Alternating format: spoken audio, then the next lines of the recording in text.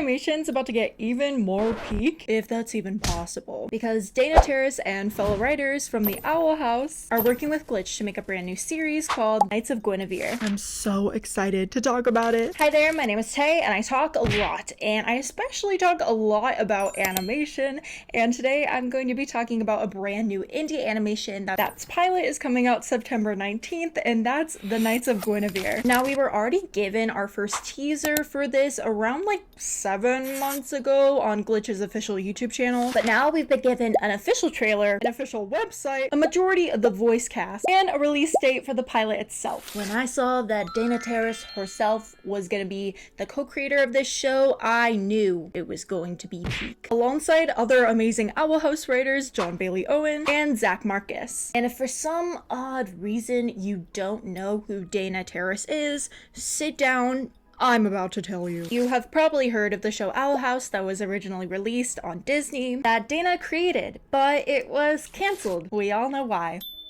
And it sucks. But when Dana originally pitched the Owl House to Disney, it was not what we got. Dana pitched originally a way darker version of the Owl House to Disney, and obviously they didn't want that because, you know, it's Disney. All of the designs were a lot more mature. There was going to be a lot more blood, a lot more gore than what we got. Luce was basically supposed to have gone to hell. It was a whole thing. But there are a lot of parts in the Owl House that are still very Dana, and obviously once the show was canceled, Dana kind of just let loose and did a lot of really cool things, giving us the Lumity kiss. I miss them, guys. I miss them. And she wanted to make sure there was plenty of representation, even if Disney didn't like it. So the fact that Dana is going to be a co-creator on a project where she basically has full creative freedom is going to be peak. She can have all the blood and gore that she wants. I mean, did you watch the trailer for this show? Let's also not discredit the other people who are making this amazing show, like John Bailey Owen, who worked closely on the Owl House as a writer and also wrote some of Future Worm, and Zach Marcus, who obviously was a close writer on the Owl House as well, and also wrote a lot of Star vs. the Forces of Evil. Free from the restrictions of a company like Disney, you can already tell by the trailer of this show that a big subplot of the show is going to show the exploitive nature behind the entertainment industry as a whole, already showcasing a lot of jabs at Disney and also the entertainment industry in general in moments of the trailer, such as the copyright glitch, the live action no one asked for but they're making it, overall concept of a theme park,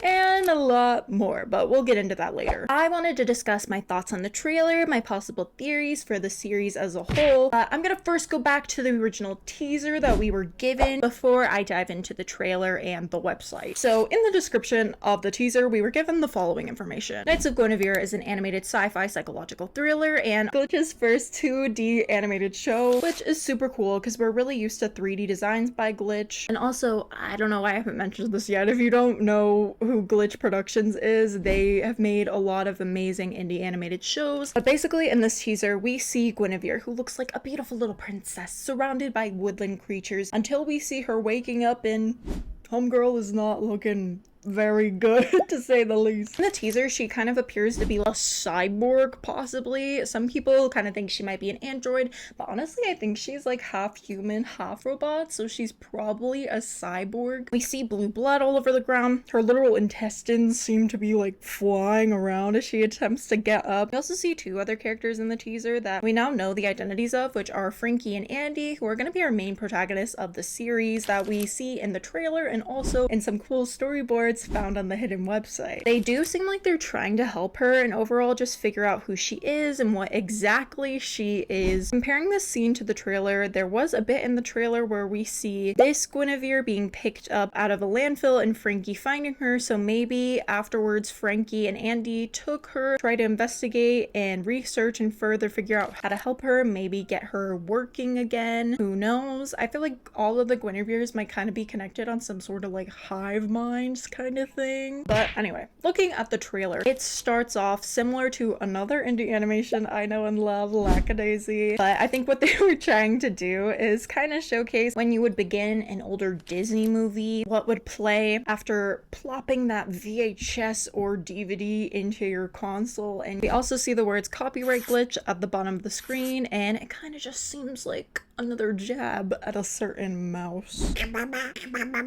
We also get a quick glance at the park itself, and it's called Park Planet, lovely name. After the intro to the trailer, we also see a very good look at the park as a whole, and it looks really pretty. Overall, the structure and the design of the park looks super pretty and cool, but at the same time also a very eerie vibe, which obviously is the purpose of it. I think the princess who was trapped in the tower could not only refer to Guinevere, but also the girl herself. Wait guys, her name's Olivia. Hang on, let me start over. Oh my gosh, remember that one show about, like, is she a pig, like a ballerina pig?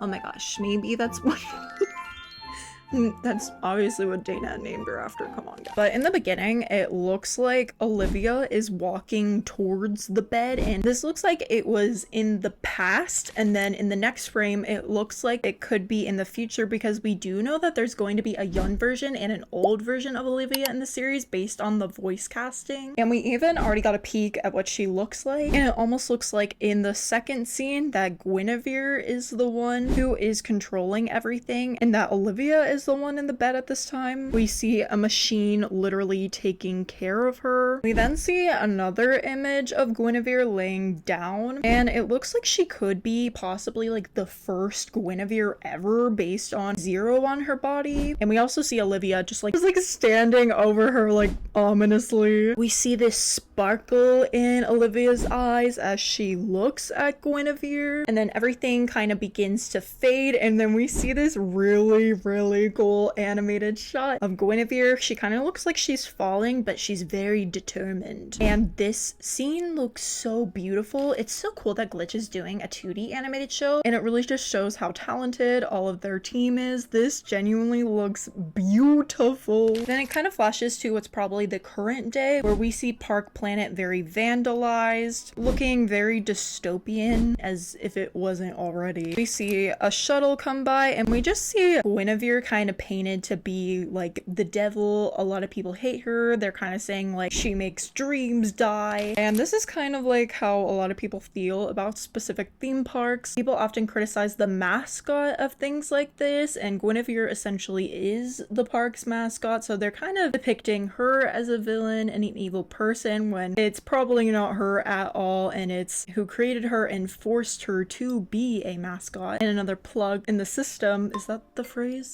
Clog in the system? Plug. We then see a boat and a bunch of different labs it's going past. We also just see how polluted the world has become, probably due to this park and all of the energy that it's drained, and how it as a whole has probably worsened their society as a whole. We then see a clip of Olivia literally yanking Guinevere's intestines, dragging her along, and that looks really painful, and that's the darkness we were expecting with this show. We then see another scene I had already talked about of one of the Guineveres who is pretty ruffled up being lifted out of the landfill, which I think Frankie probably lifted her out of the landfill. As we see later in the trailer, she looks like she's making eye contact with this exact Guinevere. We see someone doing a middle finger to one of the Guinevere statues that is very vandalized. We then see a clip that looks like Guinevere is almost trying to escape and run away from everything. She looks like she's basically falling from the sky. We then see a clip of Mr. Man-Man, who I don't know his name either, who appears to be the owner of the park and the father of Olivia. I'm just gonna call him Mr. Man-Man. I feel like that's very suitable for him. He's looking a little goofy. He's looking a little scary. He's looking like he's gonna steal all my money and my soul. And then he begins to show us some of the different Guineveres. We see Guinevere cosplays. We see Guinevere parades. We see mermaid Guinevere. We see children dressing up as Guinevere. We see dolls for Guinevere. We also see Park Planet News showcasing that a live action remake was greenlit for her, which is definitely a big jab It says, no one asked for it, so we're making it. The princess can save herself, which is ironic. It seems like Guinevere cannot save herself in this series. We then see a bunch of very dark and chaotic clips come on the screen. We see lots of that blue blood again. We see Frankie, we see Andy. Are they lesbians? Who knows? But you can definitely tell this is Dana Terrace's art style, literally just from looking at these two characters in specific. And Olivia just looks so void of life. I have a little theory about her that I'm going to talk about a little later in this video. We see that scene I was talking about of Frankie picking up the Guinevere from the landfill. That probably led to what happened in the teaser. Then it zooms in, we get the release date of the pilot, which is September 19th. And at the end of the trailer, when everything goes away, there's a really quick flash that says wake up, but this is reigniting that Gravity Falls fan in me. I feel like I am about to dissect every single little thing to find out details about this show, like the secret website. On the website, when you open it, it says Park Planet, and it's looking beautiful. It's looking lovely. We see lovely Guinevere, and it says a world of dreams. We get a cooler look at all of the different parks. It kind of seems like there's a different island for every park and theme, because there's a lot of different Guineveres. And on the website, you can literally take a quiz to see what Guinevere you are, which is really cool. Each quiz kind of gives you some insight on who that Guinevere is, what possible powers they could possibly have. I watched the Roundtable talk about this trailer already because I've been watching the Roundtable for years. I literally love their channel so much. But they kind of went into depth on how they think each of the different Guineveres has a possible power, and you should just go watch his video. It's really awesome and cool, and I love Ostrich Fox. But on the website, you can press to buy your ticket, and it said, oh, this ticket has already been purchased. See you September 19th. That's not creepy at all. There's also a part that says, attention, are you following the rules? And if you click on it, it shows the safety and rules. It says stop, no running. In case of emergency, Gwyn is to be obeyed. Kind of saying, hey, please obey our mascot. Please obey everything she says to do. So Gwyn's like, hey, follow me. You should come follow me. She swallows them or something. I don't know. For your safety, surface is strictly off limits. And the surface is definitely where everything goes on that the park is hiding, especially all the Guinevere experiments. Don't hug me too long, I damage genomes. And if you don't know what genomes, it's basically an exact definition would be the haploid set of chromosomes in a microorganism or in each cell of a mitocellular organism. It's basically the entire set of instructions in a DNA cell. It kind of just gives information for an organism. So the website is basically saying, don't hug me too long, I can damage your entire DNA, because she probably gives off radiation, which radiation exposure to genomes can cause strand breaks. It can basically cause mutations, which is not good, but that's probably a big purpose of Guinevere. Also, at the very bottom of this, it says galactic law is applicable only to planets or satellites that are signatory members, otherwise it is non-compulsory. And a signatory member is basically where each party has executed an agreement. It can be a government, an organization, it can be a single person, kind of on this how they say it could be a planet, it could be a satellite. We also see the lovely gift shop on the website, and we see something that says staff use only. Now when you enter a little special password,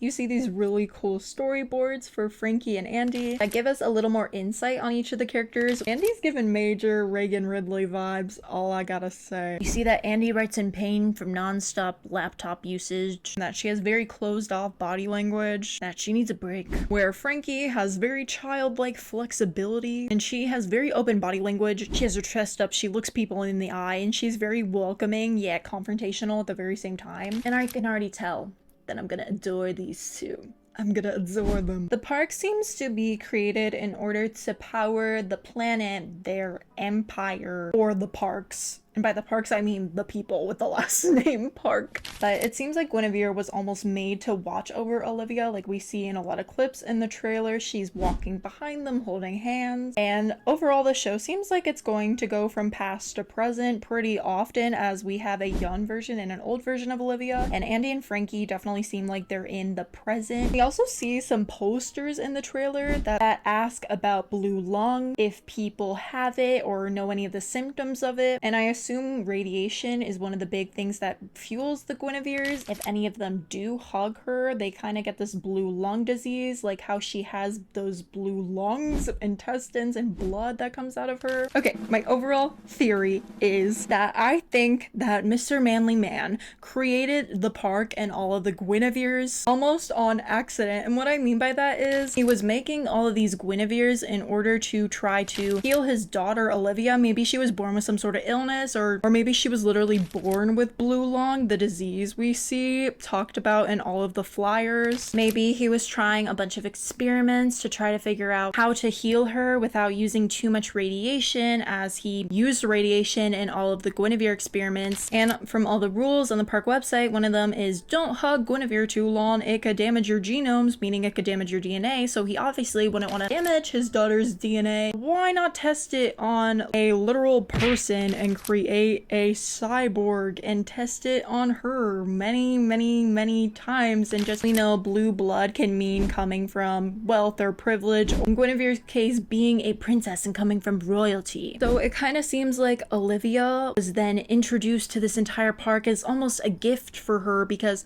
he made all of this for her, trying to save her and give her the life she deserved to have and be a princess in royalty. So he literally created princesses for her and then made this whole park maybe trying to save her. I don't know if that's wrong. I don't know. That is just a theory. That is literally just a theory. But after so many attempts and ripping Gwen apart bit by bit so many times, it seems like she's probably just become numb to this and almost become so dehumanized that she doesn't even know how to live anymore. And kind of like we see in the teaser, it seems like whenever she is asleep, she's in her perfect princess coma. But it seems like Frankie and Andy are trying to save her, salvage her, try to understand her and what happened to her, as it seems like that was the Guinevere from the landfill. I don't know, it also seems like all the Guineveres probably have like a hive mind sort of, because I do genuinely think that there is one overall that is her, but there's probably aspects of each one that are genuinely from her. But also, when referring to tales of King Arthur, we have Guinevere, who was a queen, who was the wife of King Arthur, but then she had an affair with a knight called Sir Lancelot, and their affair basically led to the downfall of King Arthur's kingdom. So maybe Guinevere uniting with her knights, which are probably Andy and Frankie, which girl knights,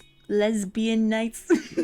Let's go. We love to see it. Saving the princess, which would be the downfall of Park Planet, kind of exposing it as a whole for what it is. But yeah, who knows? I could be so wrong. I could be completely wrong. What do you guys think? Leave your comments, theories down below. I want to hear it all. I am so excited for this show.